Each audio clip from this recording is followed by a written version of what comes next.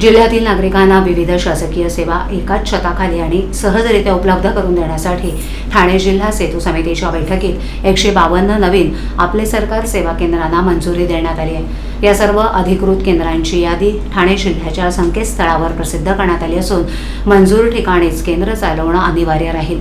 शासनाच्या नियमांचं आणि अटींचं उल्लंघन करणाऱ्या किंवा नागरिकांकडून अवाजवी शुल्क उकळणाऱ्या केंद्रांवर कोणतीही पूर्वसूचना न देता थेट केंद्र रद्द करण्याची कडक कारवाई केली जाईल, असा स्पष्ट इशारा जिल्हाधिकारी तथा जिल्हा सेतू समितीचे अध्यक्ष डॉ. श्रीकृष्ण पांचाळ यांनी दिला। 16 जुलै रोजी पार पडलेल्या सेतू समितीच्या बैठकीत या नवीन केंद्रांना हिरवा कंदील दाखवण्यात आला। या सर्व केंद्रांना शासन निर्णयानुसार निश्चित केलेल्या सर्व सेवा नागरिकांना पुरवणं बंधनकारक करण्यात आलंय।